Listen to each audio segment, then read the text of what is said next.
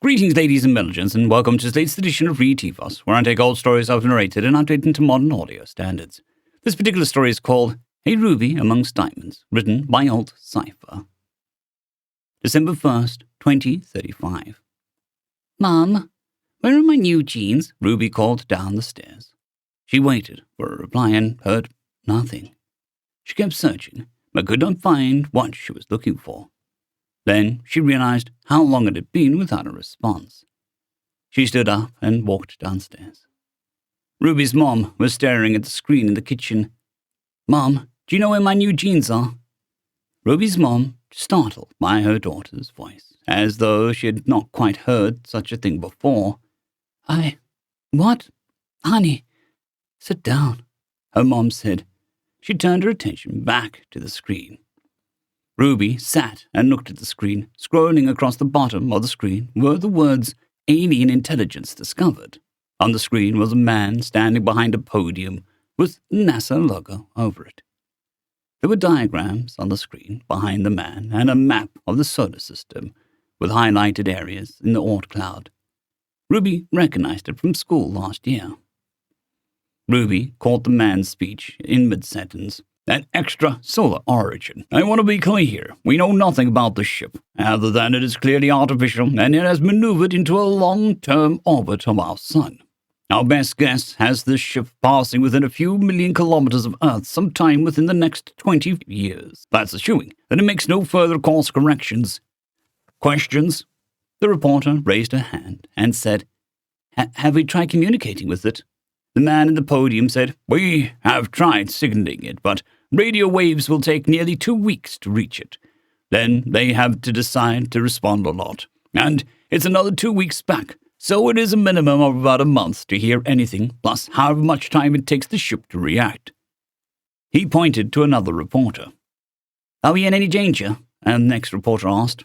It is impossible to say, but we think it's highly unlikely. Any species capable of interstellar travel must have given up violence long ago to make such an achievement. Yes, you in the back. The reporter at the back of the room was nearly impossible to hear. Sending ship? We are discussing of options of moment. However, to be clear, we don't have any manned ship capable of making that trip currently. At best, we could send an automated probe, but that would still take years. Next question up front here. Do we know where this ship came from? Not entirely, no. We can give a general estimate on its heading when it entered our system, but that's about it. We know it entered on a heading from within our galaxy, most likely slightly around the galactic disk from us. We are running simulations to determine the most likely point of origin. Ruby's mom stared at the screen in shock. She barely blinked. Ruby couldn't see what all the fuss was about. We'd been planning on aliens showing up for over 100 years, and now they were here. June 9th, 2046. Do you, Ruby, take this man to be your lawfully wedded husband, in sickness and in health, for richer or poorer in sickness and health, for as long as you both shall live? I do, Ruby said. Her smile could have lit up the chapel all on its own. The nerves from earlier in the day had evaporated when she reached the front of the church. The months of planning and dozens of sleepless nights were nothing more than a memory now, and the day had gone off without any major mishaps. Then I now pronounce you man and wife, the minister said. You may kiss the bride. Later that evening, at the reception, Ruby passed by the bar when a breaking report on the ancient television above the bar caught her eye. The Oort aliens, as they had been called for over a decade now, had still not responded, but they had begun launching smaller ships towards the inner system. The breaking report was that one of those scout ships was on an intercept course for Earth now. Scientists now estimated that the scout ship would pass closer to the moon sometime in the next year or so. The aliens wanted a closer look. Ruby unconsciously put a hand over her belly. The wedding was already planned, and reservations had been made when Ruby and Mark found out about the new addition to their family. Some quick math had taught them that it was unlikely she'd be showing at the wedding, but she had her dress let out a bit just in case. But now seeing the report about the alien ship scouting Earth made her worry, not just for her own life, but for the one she carried inside her. Hey, honey, Mark said. I thought we'd lost you. They were getting ready for the cake cutting in, What's wrong? Ruby didn't notice the tear sliding down her cheek. It's nothing.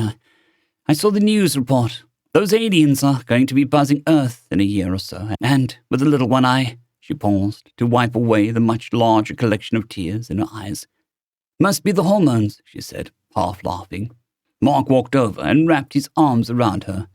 She buried her face in his shoulder and felt safe for a time. October 4th, 2057. This is one of the 5 largest defense contractors in the world, the general said as he stared down the table at Ruby. Are you telling me that you have no idea how to approach this? General, Ruby said, when the scout ship passed by Earth 9 years ago, we knew next to nothing about the aliens other than they existed. We had every telescope, every satellite, every shuttle watching that scout when it passed, and we learned barely anything else. They use conventional rocketry on scouts, though they seem to have higher tolerances for G-forces. They use at least some recognizable technology, like radars. We also learned they have almost no interest in talking to us. There is no way they could have missed. There was a knock at the heavy metal door to the conference room. One of Ruby's co-workers went to answer it, and Gary, one of the security personnel at Ruby's office, came in. Sorry to interrupt, General. You have an urgent phone call. You can take it in my office.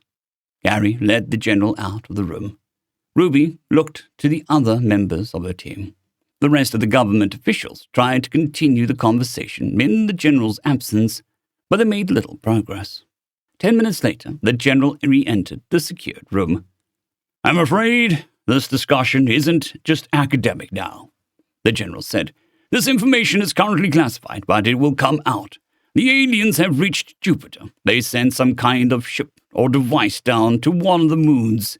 Within days, a dozen new ships launched from the surface.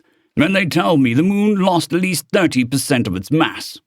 The aliens used that moon to churn out a new fleet. The whole damned lot of them are heading this way. Your project is now a most critical work being done to save the planet. Find a way to defeat them. April 19th, 2078. I don't understand why it has to be you, Georgia said. Ruby turned to her. The grey in her hair caught the morning light. She had considered dyeing it when she caught the first one, but reconsidered it when she decided she earned every one of those grey hairs. She bounced Duncan, her newest grandchild, on her knee. No one else knows the code, Ruby said. Mom, you're not the only programmer in the world, Mark Jr. said. You've got grandkids to watch out for, and you're too old to make the trip. Ruby stuck her tongue out at Duncan, and he laughed with his whole chubby body. Yes, there are other programmers, and yes, I have grandkids, but I'm doing this for my grandkids. She looked up at Mark Jr. Ruby had decided that she would never tell him, but looking at him was a painful memory of losing her husband 6 years ago. She loved her son, but when she looked at him, she could only see her dead husband. They've taken Mars. They'll be here any day now. A fleet of 200 alien ships that we have never been able to communicate with. When they get to Earth, what do you think will happen? That they'll skip us? That they'll suddenly have a change of heart? No, Mom, Mark Jr. said. But I don't want to lose my mom, okay? You happy? I said it out loud. Don't go, Georgia said. Don't go, Mom. Let someone else do it. Ruby stood up with Duncan in her hip. Believe me, I wish there was someone else I could trust to get the job done. I got my PhD in computer science under the shadow of these things. I've studied them nearly all my adult life. It's almost certain they are an automated system designed solely to propagate. They'll eat everything in their path and still be hungry. They can never be satisfied. If they come here, if even one of those things makes it to Earth, the entire planet is doomed. It'll create copy after copy of itself until Earth is no longer inhabitable. Then it'll spread out through the universe until the only thing left are those damned alien machines. This isn't a task I can trust to anyone else. May 13th, 2079. The lead ship was a simple design, blunted forward end, large engines in the back. Ruby stared out the porthole at the ship as it sailed through the depths of space. She hadn't set foot on Earth in nearly 8 months. The rendezvous with the alien ship had been risky. They weren't sure how close they could get without having the ship react. "Are you ready to get started?" Commander Gardner asked. Ruby tore herself away from the view. It's not every day she got to lay eyes directly on something from another world. "Yes," she said. "Let's see what we can do." Ruby activated the terminal. In the rear cargo hold, a dozen of the world's most powerful supercomputers spun up to help her. Expert systems initialized. Heuristic algorithms came to life. Watchdog programs began their roaming. Every possible tool humanity could think of was loaded into those systems. Ruby began typing commands, trying to establish a link to the alien ship, as it had for several decades. The alien ship did not respond to the connection attempts. "Commander, we're going to have to try direct physical connection." "Are you sure, Doctor?" Commander Gardner said. "Yes. As I said in the briefing, a direct connection was always the most likely path." Commander Gardner tapped the controls to nudge the human shuttle closer to the alien ship. When they were within a dozen meters, the alien ship reached out with an arm and grabbed the shuttle. The alien ship then brought the humans in close against the hull. The screens in the work module began lighting up with watchdog alarms of an attempted intrusion. "Well, looks like you got your direct link," Commander Gardner said. "A little too direct," Ruby said. She began typing. Data flashed across her screen, and her eyes darted from one window to another. "Doctor," Commander Gardner said, "I don't mean to rush you, but they appear to be attempting to convert the shuttle into one of their fleet." Ruby looked up and saw a probe crawling along the front of the shuttle. One of the probes popped a panel loose and it floated off into space. The probe dove into the shuttle innards. "Max," Ruby called down to the server bay over the intercom. "Can you and your team start?" "Yes, Doctor," Max called back over the intercom. "Start slow?" "No," Ruby said, watching another probe arm crawl up the forward window. "I think you should dump every virus we have into their systems as quickly as possible. Turn them all loose." "Will do," Max said. "It's a shame," Ruby said to the commander. "I'd hoped to be able to study them more." May 15th, 2099. "It is my great pleasure to introduce Georgia Wilson, Dr. Ruby Hinton's daughter," the president said. He stepped aside from the podium and took his seat. Georgia stepped up to the podium and looked out over the crowd in front of her. She was glad the rain had held off this morning. The sun was dancing in and out of the clouds, blending the whole ceremony a strange, slow strobe effect.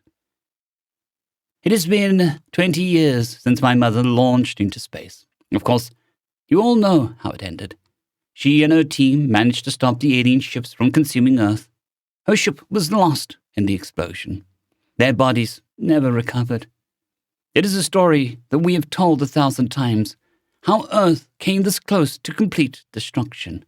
When they asked me to speak today at this dedication ceremony, I didn't know what I could say. There were 3 movies and a dozen books about her. I didn't think there was much more I could add, but then I realized that for all the times everyone heard her story, they never knew my mom. They didn't know that she hated being the center of attention, and a giant statue would have embarrassed her to death. They didn't know that she would bake chocolate chip cookies for my brother and I when it rained too much to go to the park. They didn't know that she only took her first computer science class because she was following a cute boy. Of course, she would wound up falling in love with the subject and not the boy. And nobody knew that my brother and I actually tried to talk her out of going. We thought there were other people who could do it. We were selfish, I admit. We didn't want to lose our mother. We tried to get her to stay behind by any means. We even guilted her about missing her seeing her grandkids grow up. But then she told us that she was going up there so that her grandkids could grow up. I'm nearly the same age now as she was then, and It's taken me all these years to finally see what she was talking about. I still miss my mom, though. Georgia paused to collect herself. She had practiced the speech what felt like 1,000 times so that she could get through it without crying. But giving the speech for real made even the oldest wounds reopen. She continued, So, I thank you all for coming out today to honor my mom. And I thank you for this memorial statue. I know Mom wouldn't have wanted all of this fuss, but I'm sure deep down she would have appreciated knowing how much she meant to you. I leave you with one final thought. We had to pull together as a species to defeat the aliens. Mom was the one on the ship, but she wasn't the one that built the ship, or tracked the fleets, or funded the mission. Maybe we should try putting together when we're not facing imminent destruction, just to see what we could accomplish. Georgia turned around and gently touched the base of the statue, 30 feet tall, and staring up towards the sky. Her mom would always be there. The crowd's ovation lasted 10 minutes. End of story.